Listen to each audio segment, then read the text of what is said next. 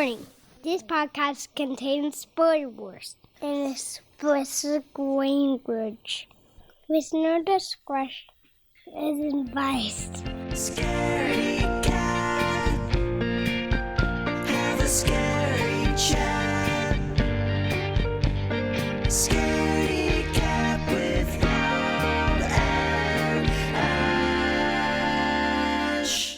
Welcome back to Scaredy Cat. I'm Robbie. And I'm Ash. And this is the podcast where one person who has a more than consensual relationship with horror films Who?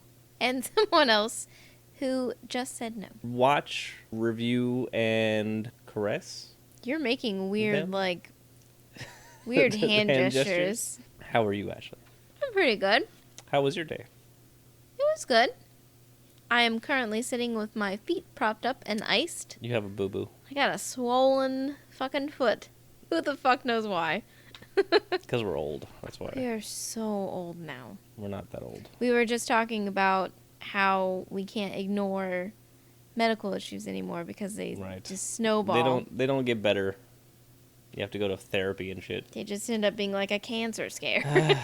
So, How are you? good. I had a good Father's Day.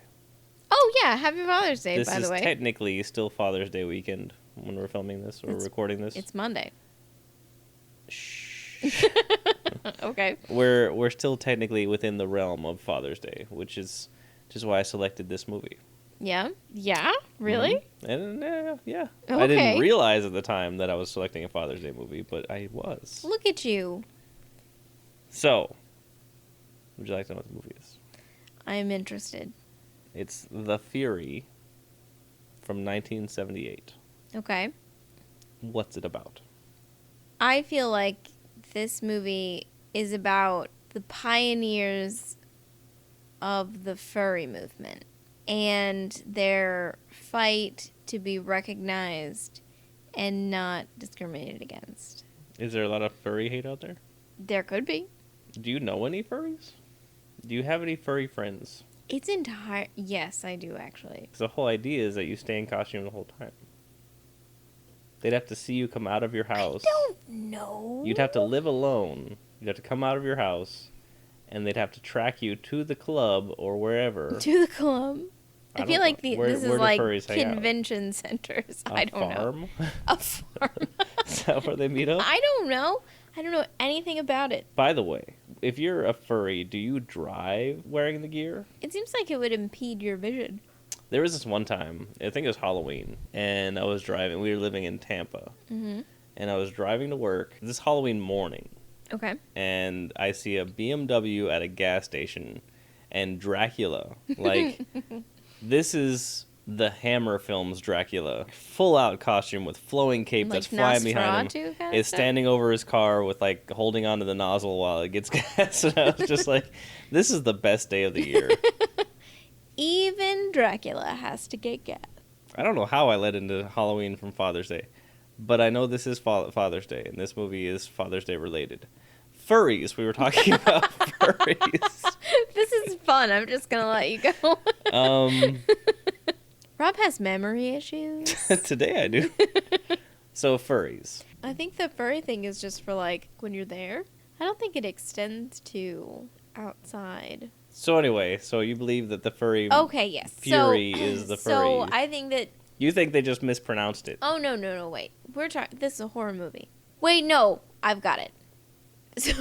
So this is about furries in their infancy, as a movement. You know, they're run out of town. They're kicked out of hotel Hobos? conference rooms. I thought you were gonna say hobos. No, they're Hate that kicked out of hobos. hotel conference rooms across the country. They people are calling them weirdos, which is not nice. So they move to Antarctica. So they're in this bunker thingy, and they're doing these experiments, and then like people start dying for like no reason. It's really quite disgusting. And then there's like tentacles and weird shit happening, and then the furry that's the dog ends up being the monster, and he eats everyone, and it's fucking gross, and there's blood and guts and ooiness everywhere, and at one point they have to set it on fire, and that's the only way they can kill it, and then they decide to go home. So this is John Carpenter's The Furry. Yes, Okay. precisely. Well, we're going to watch it. We'll find out. Okay. We'll be back.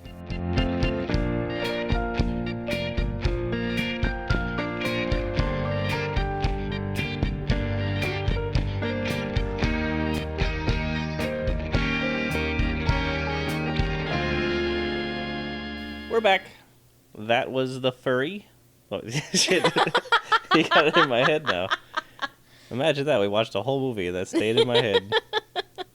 That was The Fury from 1978. Kirk Douglas! Kirk Douglas is in this film. 77. 78. They talk about the year 77, but it was You're released in correct. 78. You're correct. Yes. Kirk Douglas, Kirk Douglas, Kirk Douglas. Let's start with this With film. Kirk Douglas. No, let's start Oh. with Brian De Palma. Okay. This is a Brian De Palma film. Okay. I love Brian De Palma. I know. He is one of my favorite directors. I read a book once. It was called... You read a book? Just one. Okay. Just the once. Never again. I learned my lesson. It was called The Devil's Candy. Okay. The book chronicles the making of the film Bonfire for the Vanities, which is also a Brian De Palma film. It's a bonfire for the vanities or of the vanities? Of the Vanities. This was going to be a big blockbuster, and the studio dumped a whole bunch of money into it.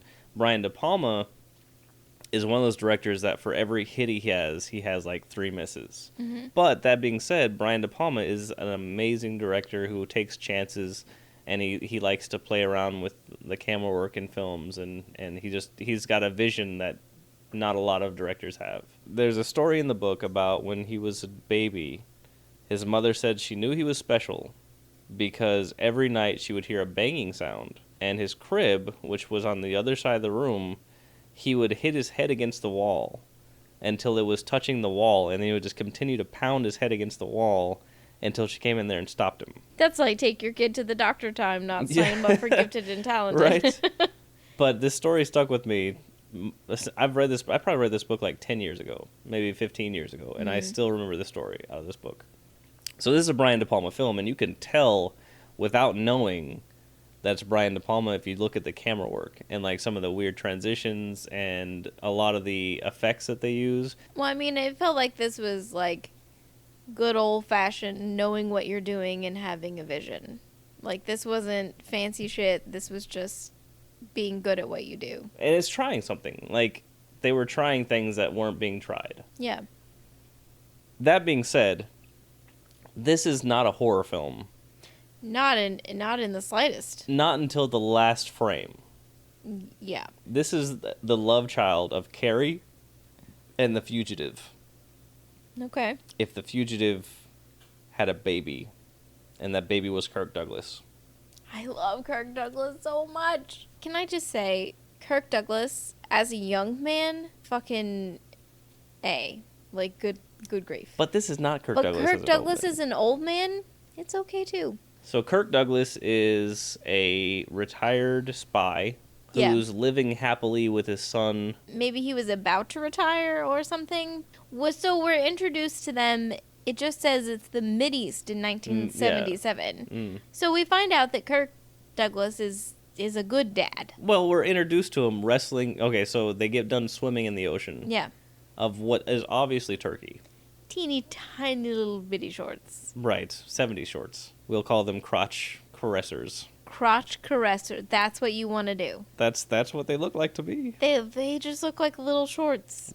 So, what I was going to say is, so Brian De Palma came off of Carrie, and Carrie didn't do very well in the box office. Mm-hmm. So he thought that the reason it didn't do so well was not the premise of Carrie, it was not having a major star in it. That's how Kirk Douglas got in this film.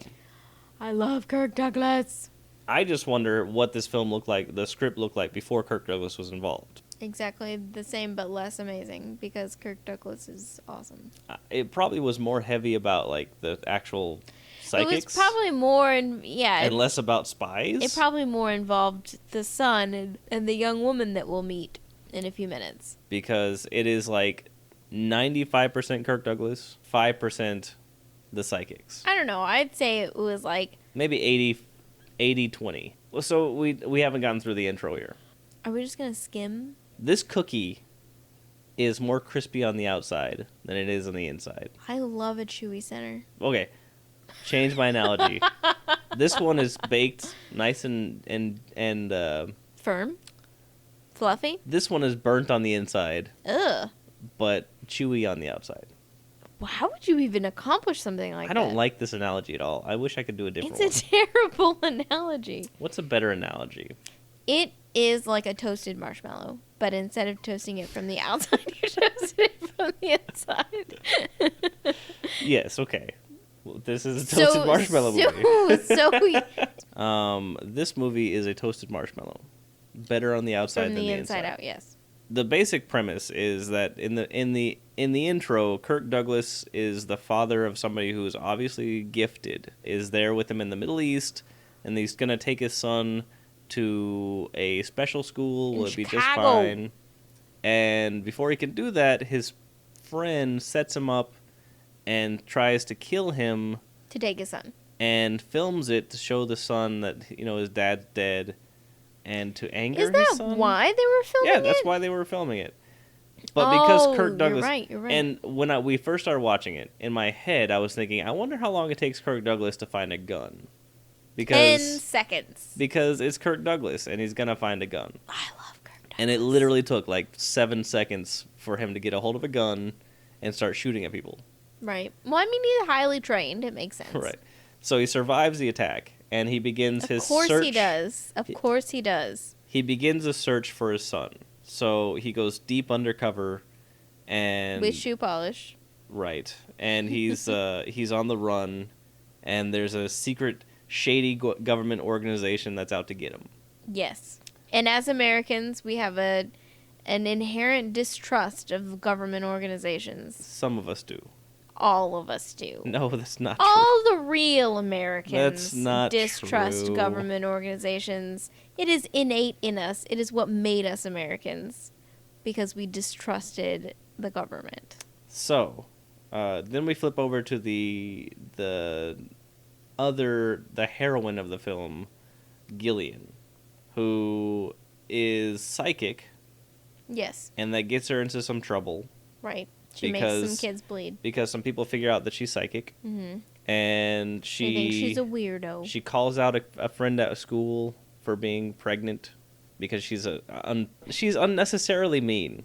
Yeah, it's just silly. It's like she went out of her way to be mean to this girl. She Well- came to a table. This is the weird thing. She came to a table where everybody around the table was friends. It wasn't like they were all picking on Gillian. She came to the table where Gillian is among friends and then tried to pick on her. True. What was the point of that? Well, I think you forget, kids are garbage people. Now, it's important to note that the size of her glasses may have obstructed her view. Massive. So large. They were the size of an elephant's ears around her face. It just seems impossible for you to take that seriously. My mom had those exact glasses when I was a kid. This is the most 1970s thing I've ever seen in my life. It's like Oh, they said, brilliant. hey, let's develop glasses that embody the 70s. These are the glasses I that don't came up know. with. Those were big. I was born in 85. My I mom had believe those they glasses. took these glasses and they put them into the Hubble telescope because they are that big. Maybe. So She must have had horrible vision. when she calls this girl out for being pregnant, the girl gets mad at her, and she's half of the 90% of this film, she is hysterical, just Well, she's screaming and she's crying and upset. She's upset. She's going through a thing. It's hard enough to be a teenage girl. She's And smiling. then on top of that, She smiles one scene of the entire film. Everything else, she's just super upset. It turns out, whenever she grabs hold of somebody, she can see their she can see their past, and their present and their future. and she makes them bleed out of their orifices. Or out of their hands. Under the fingernails. It was Ah. Don't like it. However, when she grabbed the dude, he only bled from his cut. Right. A lot, though. So apparently, only ladies. Well, he did tell the ladies later on if they were on their monthlies, then they needed to not be there. That's true. because, I don't know what the fuck that was for. I just don't understand why the man only bled through the cut You that know he what, already though? had. You know what, though? If there was no negative stigma attached to it, I would be 100% for, like, ladies' days off. Like, when you're on your menses, like, not having to go, at least for, like, the first day. Because you feel like shit. Mhm. I mean, you just want to, like, you just want to sleep. You're so tired. And then you've got Sometimes you get hungry for popcorn. and then you got the cramps, and then you've got the occasional bouts with the poopy doops, and then you got, like, there's so much stuff, none of your pants fit. It's not fun. Like, you just want to go to bed and, like, eat, like an entire chocolate bar and a thing of fries, and then drink a lot of water, and then pass out for 4 days. So if anyone in the business of making policy or whatever is listening, They're not. I guarantee you. I guarantee they are. I think that that's a pretty good idea. Menzies days off. Mincy's Mondays. Vote for Ash. This subplot gets in the way of our spy novel that's going on in the background. Does where it get Kirk in Douglas, the way, or was it the original actual story? I know, but then it becomes like the backstory of all I this. see. By the way, Robin, who is talked about frequently, has not been seen since the intro, But he's our main and will not be unseen seen again character. until the end of the movie. Right. Well, except in a flashback. In a flashback, which was also well fucking done. So amazing. So take a second here, talk about some of the highlights of Brian De Palma having fun with this. They have a round table where they're sitting and they're talking. Mm-hmm. And Eating Brian ice De cream. Palma had set up his dolly. Dolly is the track that a camera will run on while they're filming, just to give it, just a little bit extra, just a little bit of something to. If you're just going to see two people talking, it just gives you a little something else to focus on. It makes the scene more interesting. But whereas somebody would usually just have it slide and, that's it, Brian De Palma goes back and forth. And then when he moves to the right side, he'll actually have somebody interframe onto that part of the table that would have been their back before, but now that the camera's over there, now they're talking and they become the two-shot. And then they walk away and the camera goes back to where it was originally. And it does this multiple times throughout the movie. And it's just amazing. There's also a sequence where Gillian is going up the stairs and she sees the past where Robin was pushed out of a window. Mm-hmm. And it's a blue screen job where she's spinning around and she sees him run up the stairs, get pushed out the window, but he's moving around her. But they had to film these things separately in 1978 and time them together. So the amount of work that went into the back end of building that was just ridiculous. They parent trapped it. It was phenomenal for the time. And then also the last one I wanted to talk about was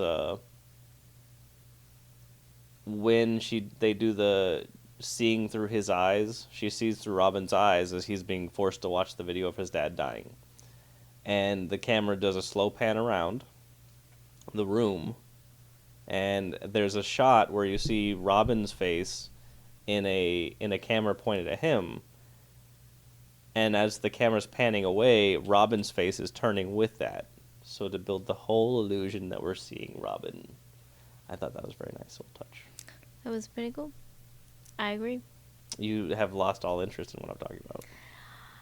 I tend to dare glaze over when we talk about this stuff. My favorite scene in the whole film was the ice cream scene, the ice cream sundaes. She makes a friend inside the school, and she to win her affections, she gives her ice cream. Well, the friend is actually like a romantic interest of Kirk Douglas. Yeah. And he is old enough to be her dad. Yes. 100%. And he bangs her in the back of her van. Tastefully. Sure. but he is old enough to be her dad. So Kirk Douglas finds Gillian, and he figures Gillian is his connection to Robin to find Robin. You find out that the place that she's at, it's supposed to be like a school or something. It is Some kind of rehabilitation center. It is Xavier's School for Exceptional Gifted. Children or whatever. But there's really only 2 of them. And one of them they pushed out a window. Right. They gave him to a government agency that is trying to weaponize his psychic abilities. Which is not like Xavier's school. Kirk Douglas breaks her out of this school before she can be sent to the government agency because they want her now. Right. Because she's more powerful than Robin. Right. Robin, we find out, She's the Batman. Robin has been feminined. He's been enticed by the feminine wilds of his keeper. And they're giving him a lot of drugs to like keep him even, but like the drugs that they're giving him is like increasing his testosterone like tenfold or something. And so he's like pole vaulting in the yard. Yes. He apparently has mastered his mind, so he has to master his body as well. Yeah, they said that, he has an extraordinary mind, but his body is normal, and that's very upsetting. And it's like, well, what a prick. Like, you can't have everything. Be excited for your extraordinary mind. Don't worry about your normal body. So, as Kirk Douglas breaks Gillian out, they go on the run together. Kirk Douglas finally arrives at the place that they were going, where Gillian takes him. Yes. And then he tries to leave her on the bus. Right. She loses her mind again. And then he smacks her in the face. Well, he does what every gentleman did back in the 70s to break a woman of her hysteria. What? It was quite common practice to just give her a little smack across the face. That was an open-handed, just hard slap across the face. It was the universal sign of love back then. What? This is the 70s. He's a leading man in a movie. You can't hit people. That woman was hysterical. You can't hit people. He did her a favor. Oh my God. He was doing the only gentlemanly thing to do back in the 70s. There are a lot of other things that you could do before you get to the place where you need to hit somebody. He didn't have time for that. That's bull. That's bull. He put her in her place. I do not accept this. He let her know who's boss. I'm going to tell your mom that you just said that. That's important back in the 70s. Oh, when I saw that scene, I was like, did he just slap her? I think you were more off put by it than I was, where I was like, Kirk, what are you doing? Yeah. So they break into the building. Kirk Douglas gets caught because she loses her mind again. Yeah. And gives away his position. Well, their position. But Robin is having this problem of his own with his lady friend. He's very jealous. He caught her talking to some other men. Caught her as a strong... As in he walked in and she was talking to some people. As in there were other people in the room that also had penises, and she happened to be having a conversation with them. And she happened to have a vagina. And then he accused her of wanting to sleep with everything. However, how old was he supposed to be in this film? Like 18? 18. I could see it. 17, 18. Just a 17, 18-year-old with like testosterone and all this crap. You weren't like that. I also didn't have psychic powers. Oh, you think that if you had psychic powers... I wasn't all drugged up to try to, like, hone my abilities. Ah. He's lost his goddamn mind. He kills this girl by spinning her around while she bleeds out of every orifice. Yeah, it's pretty weird. He turns the room that they're in into a bloody dungeon of doom. It was very Hellraiser, wasn't it? It got real freaky in just the last few moments of this film. Yeah. Kirk Douglas, who they've all been trying to stop this whole film, they decide, no, you know what? Go ahead. Go see your son. Because... Sure. Why not? Sure. So he goes into this room of death. His son is floating above him. He doesn't see him. Which has gotta be weird. His son tries to kill him. Mm-hmm. Kirk Douglas finds himself holding on to his son, keeping him from falling. The son reaches up and scratches his face, so Kirk Douglas lets him fall to his death. Mm-hmm. Then in a very goofy move, I see what they were trying to do, but it was very goofy. He's like, I don't want to live, and he jumps off the building. He didn't jump. he frog jumps off of the building. He like half flung himself. It's just like, and then his dummy falls to the ground. Yeah, and hits. his very obvious dummy. Also, whenever Kirk Douglas does a stunt in this movie, because again, that first scene is them swimming, so you see Kirk Douglas in all his late 50s glory. He's amazing. He's got some wrinkles. Kirk Douglas-ness. His body's a little leathery, a little bit. He's a man. He's got some leather. He's a man. He's got some wrinkles, but whenever he does a stunt, he is a tight, fit young man. Smooth as he was when he was 20 he years old. transforms into a 20-year-old in the prime of his life. It's impressive. That man is impressive. And then he sticks the landing, and he's got his flab back a little bit. Gillian wakes up in a room in the very last scene of the movie, and the main bad guy who set up Kirk Douglas in the beginning is talking to her about being her new dad. And she blinds him and then makes him blowed up. Yeah. Like, that was not even... gross. It comes out of nowhere. Yeah. Like, you expect maybe he's going to start bleeding out of every orifice too and die. No, she just blows him up. And It was you a see little it, much. You see it like 6 times. They do like... Yeah. But it looked like they put half the budget into that blow-up doll. You can see it. I think that's pretty much it. Oh, in the scene where he kidnaps the family, he's dressing up as an old man. Kirk Douglas. As he moves across the room, there's a black box on the wall that has like green flashing lights on it. I don't think they were green flashing lights. I saw what you were talking about where they were sort of like green looking things on the box, but I don't think it was. But it looked like a Wi-Fi router. I don't think they had Wi-Fi in 1978. I think there was time travel in this movie. All right, anything else to say about this film? No, it was a good movie. Definitely worth your time. I don't know about that. I think if you're into film... You just blew Brian De Palma for like 25 minutes. But this is a horror podcast, and this is not a horror film. Well, okay, so it's not a horror film, but it's still a good movie. It's a good film. Like, if you're a student of film, if you like films. If you just want to fucking see Kirk Douglas for a while. If you want to fuck Kirk Douglas for a while, this is the film to watch. Because he's dead, hon. That's like necrophilia. When did he die? It wasn't too long ago. Was it yesterday? Might have been like maybe 8 years ago. Okay. That's a number out of my asshole. I don't know. Ugh, I don't like those. Those are bad numbers. Stinky numbers. So that was The Fury. Thank you to Brandon Tuzio for our excellent intro and outro. Or for our intro and outro. You can hear more of his work on SoundCloud at Brandon Tuzio. Oh, SoundCloud. SoundCloud.com/Brandon Tuzio. Right. Or is it just B Tuzio? Or is it Tuzio? I think it's Brandon Tuzio. Okay. If you would like to talk to us about anything and everything, we're here for you, as always. We're in all of the thingies at Scaredy Cat Pod. If you like what we're doing, review us on Apple Music. It's not iTunes anymore. It's not? I've been saying this, and I noticed this morning on we were listening to Up First, and they said Apple Music instead of just iTunes. Interesting. I don't think iTunes is a thing anymore. I think we're dating ourselves. I don't know.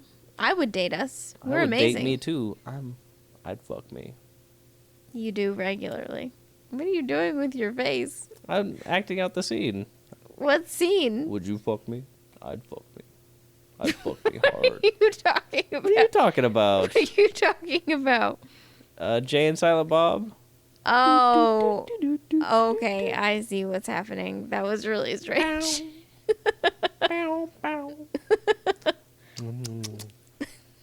Anyway. So, Yes, like and subscribe. Write a review if you think that you feel the spirit calling you to. Lord of Jesus. And we'll be back at you next week.